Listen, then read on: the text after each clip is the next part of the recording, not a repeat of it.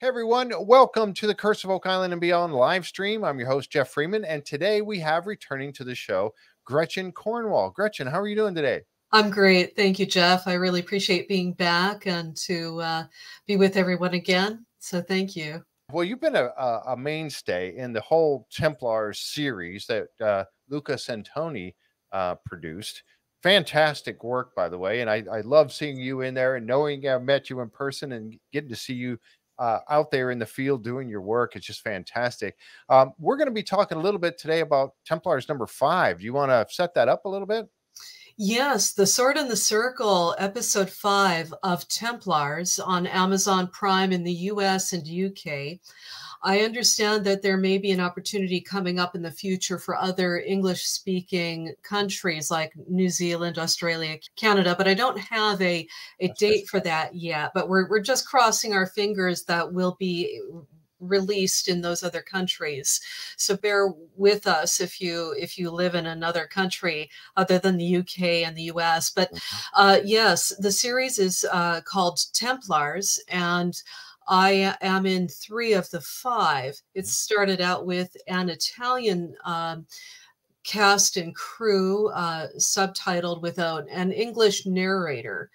And Martin, I love that guy's voice too. Martin's voice. Oh, he's got a great voice. He's English, just a fantastic voice. But yeah, so Luca brought me on board to help reach out to Americans and English speakers.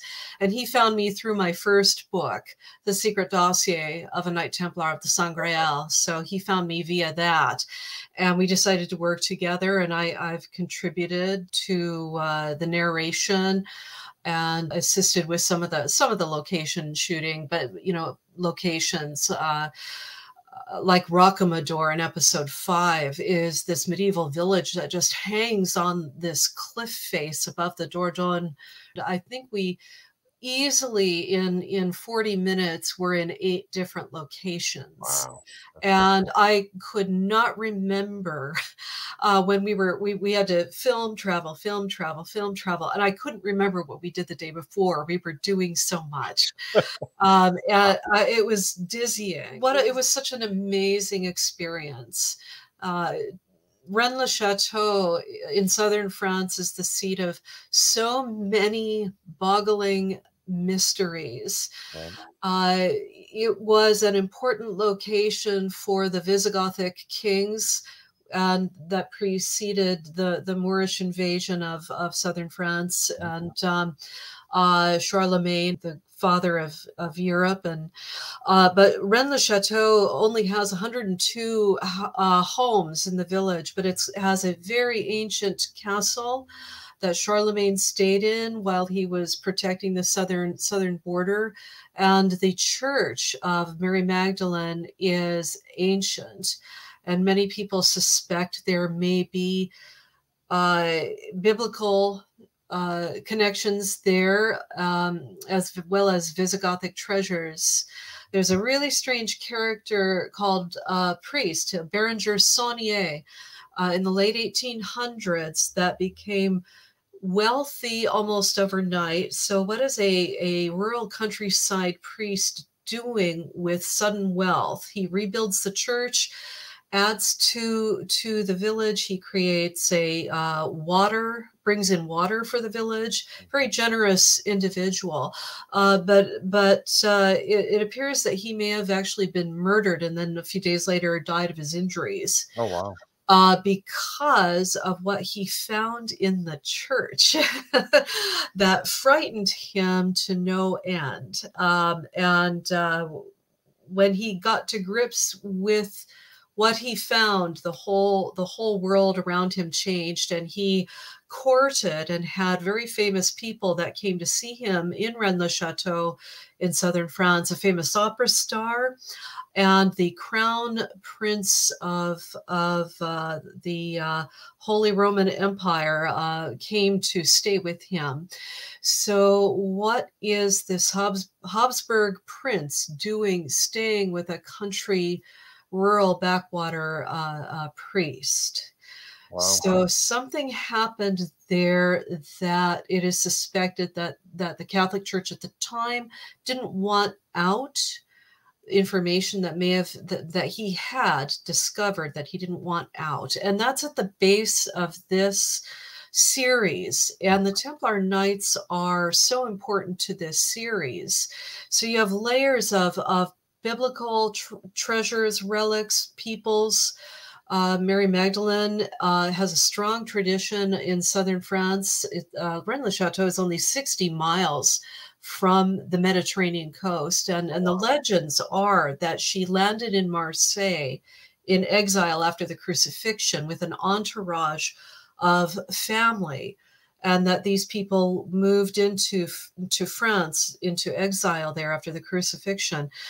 And of course, you know, Joseph of Arimathea is rumored to have been in Glastonbury. So because he was a merchant trader of tin and possibly other precious metals, you know, this family got around. You know, they did. They got around and had access to money. So you've got biblical personages down there. You've got potential Visigothic treasures and some very strange things, lots of skullduggery going on in the late 1800s. And people have been digging their hidden, you know, they're not supposed to. France had to change its laws because people were showing up there, digging up the landscape, looking for treasure. So that's something that this area has in common with Oak Island. Oak Island has the longer running, you know, treasure hunt, but people have been digging in that area looking for treasure for a long time. Anyway, if you'd like to show the trailer for Yeah, we'll go ahead Justified. and play that. Yeah, we'll play the trailer, and then we'll follow that up in just a moment here. All right.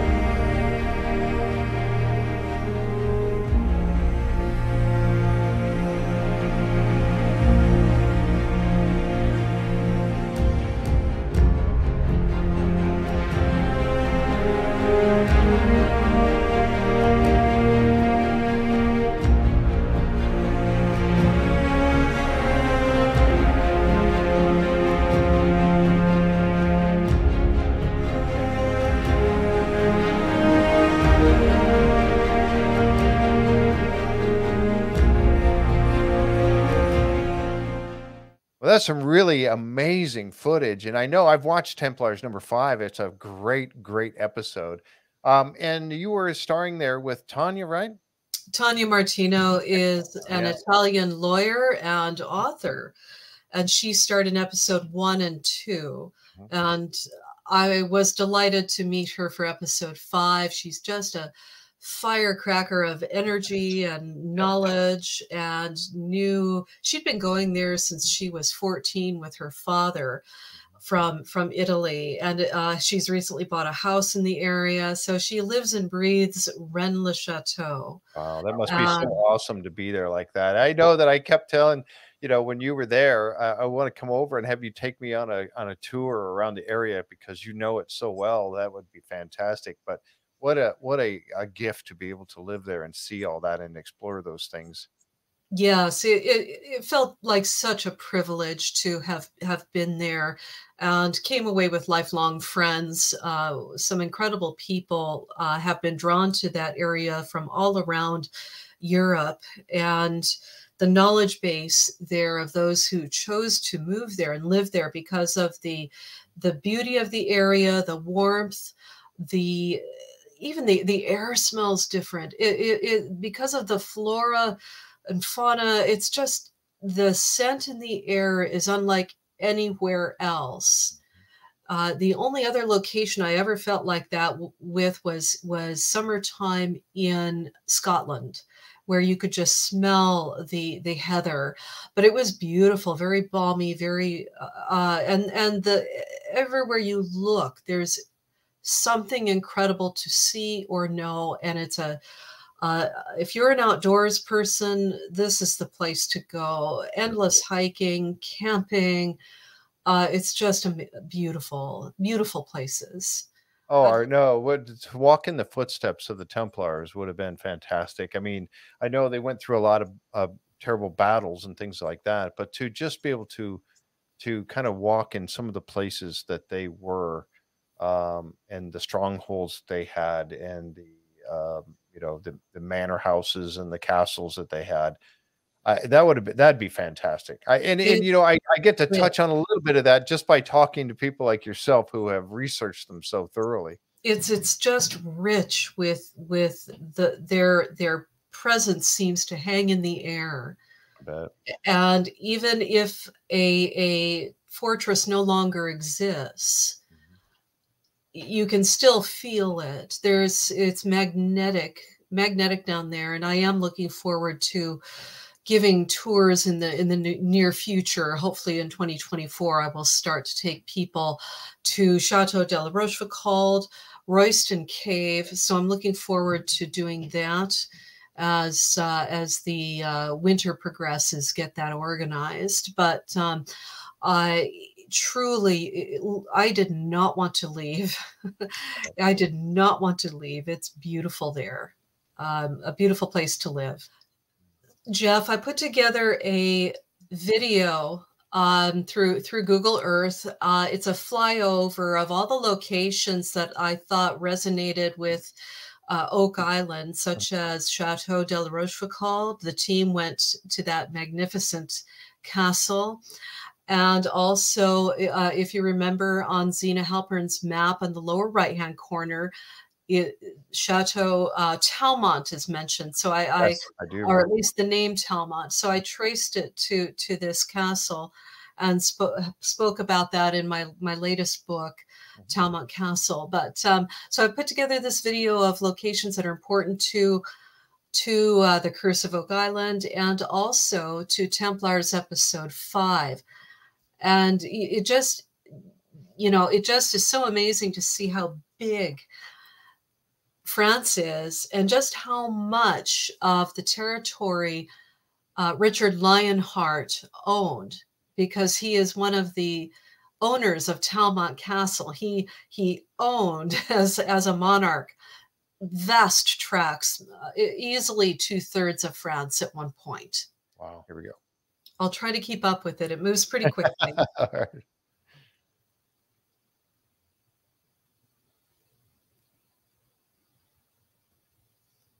So this is south of Paris, all of these locations that you can see here. And of course, our first stop is Talmont Castle, Saint-Hilaire. It doesn't do it justice. This thing is massive, and it's on a huge outcropping, and it had a harbor arm that you could sail the Atlantic from. La Rochelle was practically owned by the Templars. This is the location where they had the 18 ships that disappeared on the night of the arrest. And of course, here is the entrance to Chateau de la Rochefoucauld, where the team investigated, because at the top, right-hand top of Zena's map is the Rochefoucauld name that is mentioned. So again, it's just massive. And the same family has owned this castle for 900 years. Wow. How they did that, I don't know. Through revolution, through war, they have survived so much. And these properties, this is on the north side of the Dordogne River, owned by Richard Lionheart. And the English battled on the north side of the river, and the French were eventually holding out on the south side. And this is Dome Prison upriver, where the team went to see the carvings that the Templars left while they were imprisoned here. So very, very grim information. We went to Dome as well in episode 5. This is the medieval city of Carcassonne. which is a main seat of political power. Again, massive walls. This does not do it justice. It just does not. It's immense. Now we're heading south. Now, this whole area had been controlled by the Moors at one point. This is what I call Charlemagne's Battle Abbey, seat of political power all the way down to Barcelona to reestablish Christianity in the area. They owned several castles, and this is one of the castles that they owned. It's a huge, massive tower that La Grasse Abbey used to protect borders, and this is owned by a Templar Grand Master, Bertrand de Blanchefort. There's not much left of his castle, but you can see we're progressing down the valley. This is Chateau Hautpoul that Charlemagne stayed in as he progressed southward, pushing the Moorish forces back. And the Mary Magdalene Church of Berenger Saunier. This is where this mysterious individual lived in the late 1800s that sparked a treasure hunt and global leaders coming to visit with him. The Principality of Andorra, set up by Charlemagne, and it is still ruled today by two princes. Oh, wow. That he charged them with protecting this pass in the Pyrenees mountain range. And and that was 800 something, AD. And it still is an important pass today, a micronation. So it's so vast, France is such a large body of land to try to get around in. And I think I just hovered briefly over the city of Barcelona on the coastline there. So La Grasse Abbey, Charlemagne's Battle Abbey, had control all the way down that coastline eventually, and he created a buffer zone, a military buffer zone against the Moorish forces, but to repel them from France and eventually from Spain. So. Wow. So yeah, so this submerging of Oak Island locations, and Richard Lionheart owned Talmont Castle. So it's kind of interesting, at least for myself, to see the other fortifications that he had control of in his various battles to maintain his kingdoms in England and in France. And of course, he spent a great deal of time in the Holy Land. He was a patron of the Knights Templar and rode with them as well. Mm-hmm. You could actually, as a layperson, pay them to ride with them for 2 years. So you could train with them, ride with them, live as a Templar, and then go back to your life, to your wife, your holdings, your castle. But yeah, you could do that. I mean, it was the SAS boot camp of its day, and a real privilege to be able to, as a layperson, get that kind of training and experience. Yeah. So. Gretchen, I was noticing that during this video, when we were watching the different locations, I see that most of these castles and fortifications are built on high prominent hills or cliff faces and places like that. You spoke about that earlier. Was that mostly for defense purposes and being able to see the landscape that they covered to guard it, to protect it? Absolutely. And it was tough going to build structures on these high foothills of the Pyrenees. And if you could gain a 360 view, then you can see anybody coming for miles around. And it holds true that if you've got the higher ground, either as a fortification, but it also holds true as an individual warrior, you want the higher ground because it's hard work. You've got to get your body up the hillside to face either a fortress or an opponent. So it's the same concept. And it's, there are some of these structures, they just couldn't successfully lay siege to. So what they would do is techniques of either starving them out, holding out the longest, but it's always about resources. Chateau Talmont is now landlocked on 4 miles inland, but originally it would have had on 3 sides water, and it had only one side that was attached to the land. So they could bring in supplies via the sea, via the water. And Chateau Rochefoucauld, same thing. They are surrounded. At one point, they were surrounded by water. You know, there's a reason why they build these structures high up and near water as a protection mechanism, but also you need water to withstand a siege. And some of these castles would have had wells within their walls.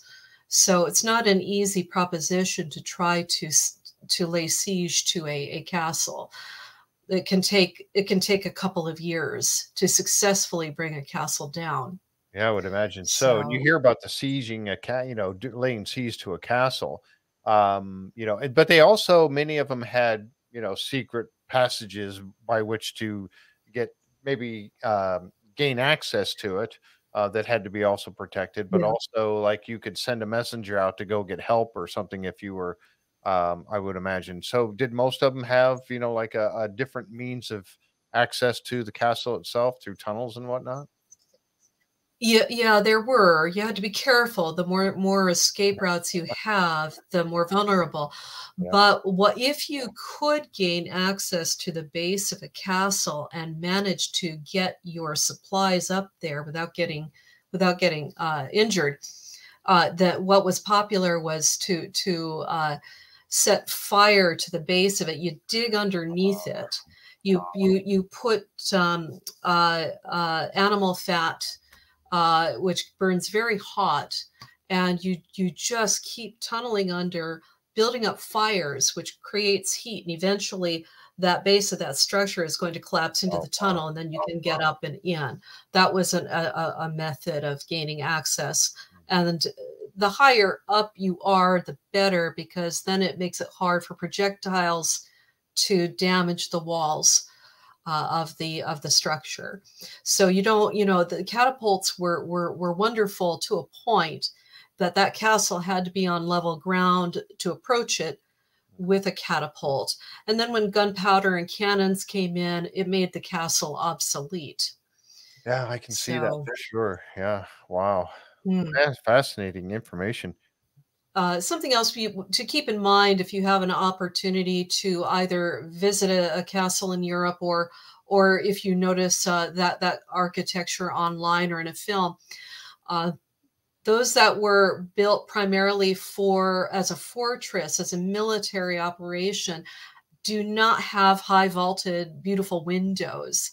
You have because otherwise you're letting projectiles in. You're vulnerable. Large glass windows were a way of a rich man saying, "I can protect my castle further away." So to the point where I've got all this beautiful glass. I'm so rich that I can have my defenses a long way away from my prime residence, which Right. is just a beautiful place to live in. So the more glass you see, then you'll understand that's not a defensive or offensive structure. But you'll Interesting. see a lot of Romanesque architecture, which is all about early, like 1100s, 1000s, 1200s, and through there. Those are functional structures of defense and war with arrow slits and not big, beautiful, glorious, Right. windows.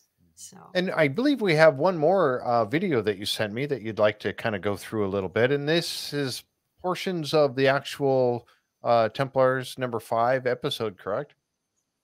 It is. I wanted to give you a brief sense of what the Dordogne Valley was like. It's incredibly Wow. romantic, very beautiful. So many castles, which we can appreciate today in the beauty of the area, but were scenes of military violence. At one point, the French on the south and the English on the north vying for control of the area. So I put together a few images and then screen footage from the actual episode. Because it's a screen grab, the 4K quality does not come out. I love the drone footage in these episodes.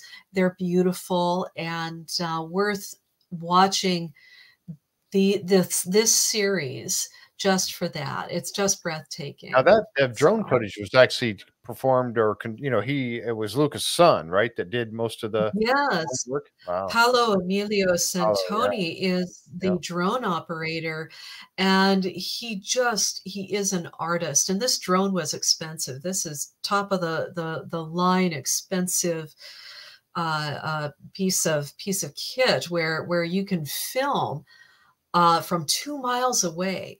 So the drone is actually a good 2 miles away in some cases. So it's just poetic, it's beautiful, it's awe-inspiring, and gives an understanding of just how beautiful southern France is and how dramatic these locations are. And this is beautiful. Amy Aaron Johnson, who plays Gudrid. This is Rennes le Chateau, Chateau de la Train, a Michelin restaurant. Templar champagne, believe it or not. Tanny Martino.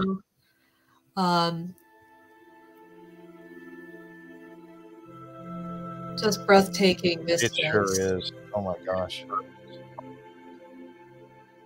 You can hire a kayak, fish, hike.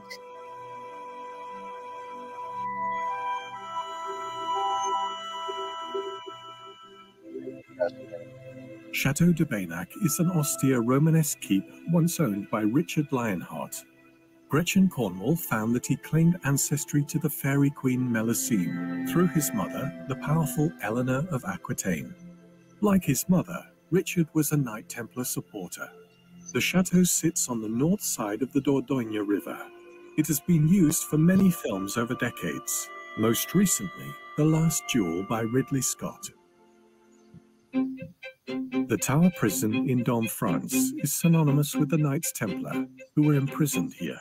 Awaiting trial in 1307, they carved their dearest held beliefs and secrets on the walls in code, hoping to be remembered and hoping through torture to remember themselves. Dome Prison is not far east on the same river as Chateau Baynac. They were imprisoned for 7 years, approximately. That's a long time. And the Grand Master was held for 7 years as well. He was taken out before the general public and told to admit his guilt. And he recanted and said, "No, we are not guilty." And at that moment, they took him and his 2 officers and then burned them at the stake. And those pyres had already been built ahead of time. So, he knew it was his last moments. And at that time, he was 72 years old and had been grievously tortured during that time. So he withstood 7 years of being harshly imprisoned. And at the last moment, they said, "Well, we'll let you go as long as you admit to all of these charges." And he publicly said no. And rumor has it, legend has it, that and it may be retrospective, that he cursed those who visited all of this upon the Templars. Right. And within a year, the king was dead, the son was dead, and so was the Pope. It was King Philip. So there were some very angry King Philip the Fair of France, of the Capet line, and so yeah, something happened there after that execution. Now, but that's a long time to spend in harsh conditions. Oh, absolutely. Now is it true? And this is, I think you've mentioned this before, but when the Friday the 13th, 1307 happened, the Templars were actually going to the king. I think he invited them, some of them, to come, and those were the ones that were captured. But all the rest that did not go, were most of them got away. Is that correct? Yeah, the king invited Jacques de Molay to participate as a pallbearer for the funeral of his aunt. And I'm pretty sure he knew something was up, but this is the man who is in charge of the entire order across Europe. Right. So, and he entered the order at the age of 21. So he was a grandfather figure and a longstanding leader to many over the decades. So it was up to him as to how to go out, but they only would have had a month notice. That was when the arrest warrants were sent out by the king that had to be dispersed across his kingdom, and with the instructions not to open them until the 12th. And then take action on the morning of the 13th. But prior to that, the king had displayed some pretty aggressive behaviors, if you will. He robbed the Jewish population base of their homes, their wealth, their businesses. Anything that had any value in 1306, he took. Wow. And then expelled these people from their homes of goodness knows how many years, decades, centuries, just robbed the entire population base, expelled them. And the following year, he enacted the same upon the Knights Templar. So, and there were other things. He insisted that he should be the Grand Master. They said no. He wanted their wealth and their fighting men. He was involved in very expensive foreign wars. He did have the largest standing army in Europe at that time. They could not ride out to meet him.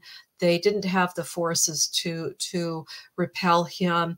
And they didn't really know what their leader, the only one that they were held accountable to, was the Pope, who they hoped was on their side. But Philip caused Clement to become installed as Pope. And then he moved the entire Vatican to France, which were called the exile years. And the Vatican was in France for a couple of 11 to 20 years, somewhere in through there, a long time before it was moved back to Rome. So he was the most powerful man in Europe. He had control of the Pope at that juncture. So some of them got away, some of them couldn't. And if they wanted to secure and hide important information, relics, the things that mattered to them the most, documents, then they needed to, somebody had to go under the block, as it were. They couldn't get word to everybody. Otherwise they'd be risking the loss of the entire order, right, from France. Right. And maybe any religious artifacts that they had. Yeah. And also much of their wealth as well. Yeah. Yes. But I do think Philip was able to capture a lot of spendable money from them. But the Paris temple was stripped before the arrests. And there were only a few left in the headquarters in Paris, and that was the Grand Master and his two senior officers. And what they did find there, they made a lot of noise about, such as a skull that the Templars venerated. And that was considered an evil thing. The hypocritical part of that, though, is if Catholicism holds the remains of their saints to high levels. So it would not have been heresy to have had the skull of somebody that they deemed was very spiritual in their life, whoever that individual may have been, or they thought may have been. You know, John, the head of John the Baptist. That's what I was going to say. John the Baptist. Absolutely. And so that's and of course they were tortured using the playbook of the day through the Inquisition. The same charges against them as as witches were being burned at the stake for at that time. Oh, Gretchen, I believe you have a little bit that may again tie back to Oak Island. What information do you have for us on that? Yes, it would have been highly likely that the Templars had been going to Oak Island early on. The stone road on the island has been dated to 1200 in through there. The artifacts that are being found on the island are so important: the lead cross, the roadway, other pieces that have been discovered. So it's highly probable that the fleet at La Rochelle, some of those ships would have gone to North America and just stayed to guard their treasures, to inter those important, valuable treasures that represented the heart of their reason for being. You know, some of them went to Scotland, some of them went to North America. So, and of course, Portuguese Templars were important. We've established that very strongly. Corian took the team to Portugal, and Portugal was a Templar kingdom. Yep. And they kept their Templars, as well. So it's very possible some of those ships could have gone short term to Portugal and then went to North America. Perhaps both occurred. Do we know, we talk about the ships that were in La Rochelle and that ended up disappearing. Do we know the names of any of those ships, or is there any records about those ships being there that someone could look into and try to trace? Good question. I wish that were the case. The only reason we know this is because you have a 21-year-old knight who's being questioned. He's on trial. And he was from the Paris temple and had been arrested there. But no, he says that the Templars owned 18 ships at La Rochelle and that they were planning on leaving and escaping from there. So that is what he said on pain of death during his trial. We've lost so many documents. A recent study has been done to extrapolate what is the state of European secular documents, and we've lost 90% of our records in Europe, which is akin to a cultural blackout of the medieval world. So we have to go to the testimony of individuals of the time, songs that troubadours were singing, Arthurian legends, buildings, castle structures, churches, statuary, paintings, who was related to who. Those are the things that we have to, and the geography, the lay of the land is so important. How difficult was it to traverse land? What structures were there in the past that might not be there now, which gives us a better understanding of the past.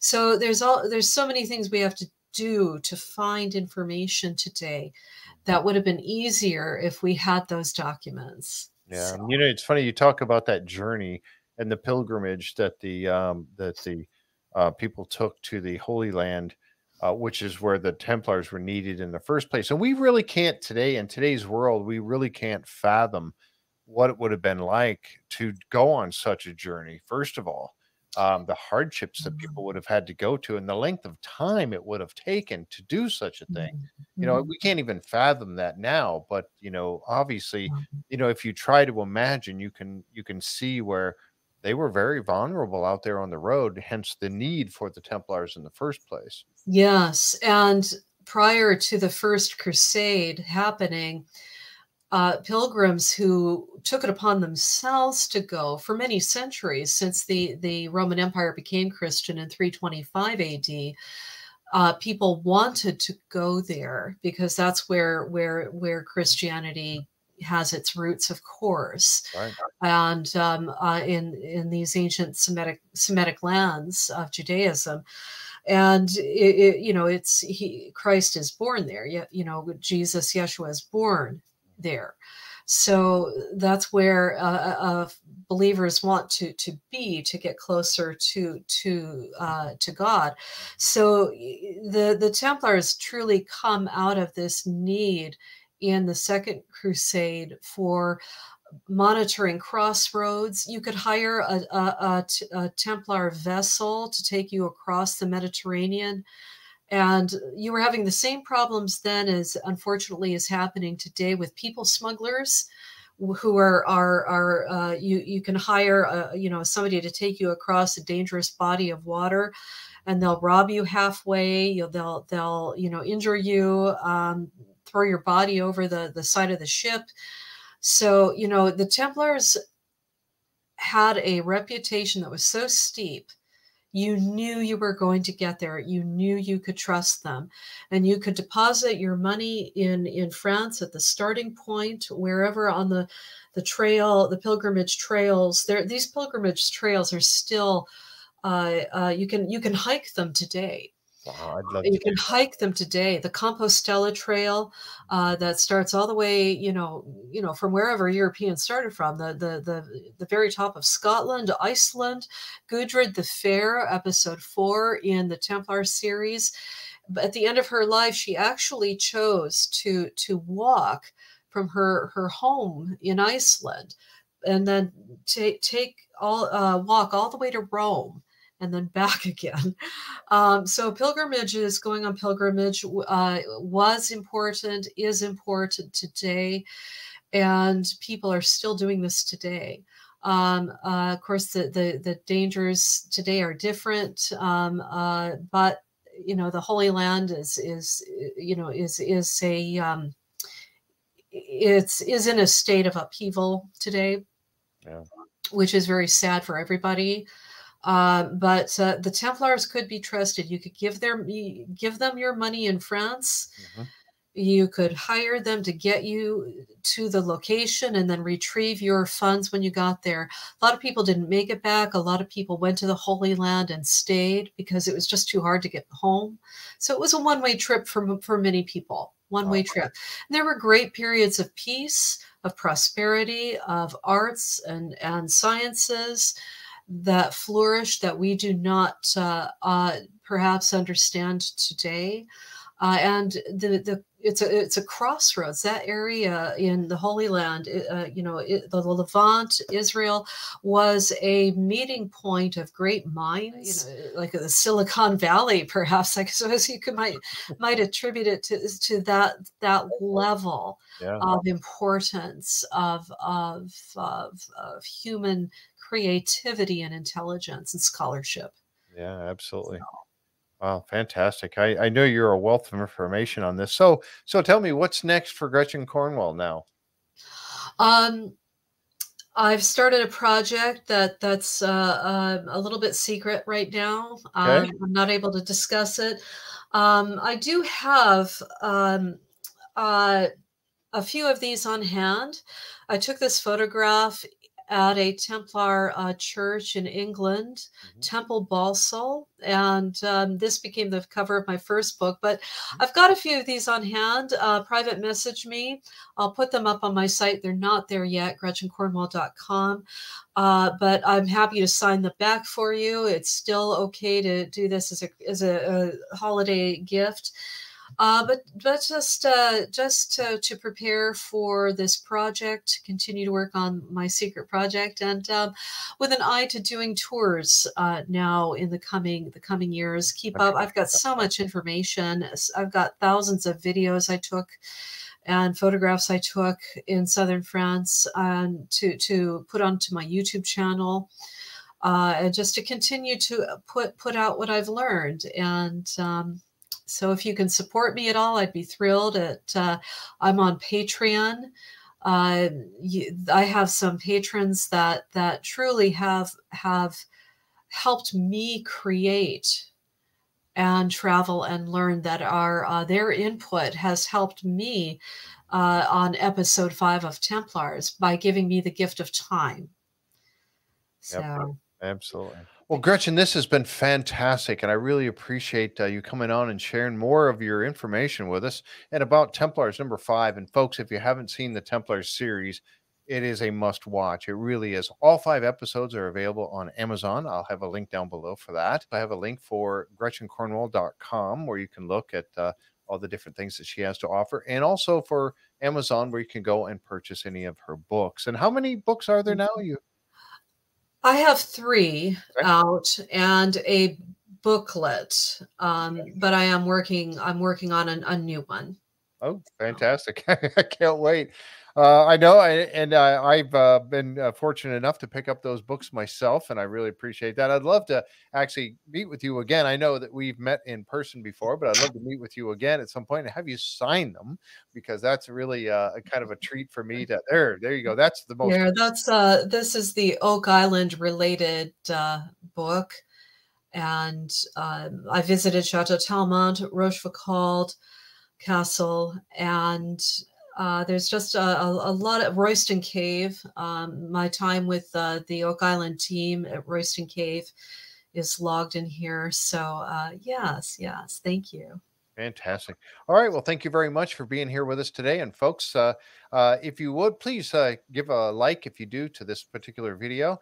And also, if you have not already, please subscribe, and it makes it better for us. And check out Gretchen's website and you have a YouTube channel as well, correct?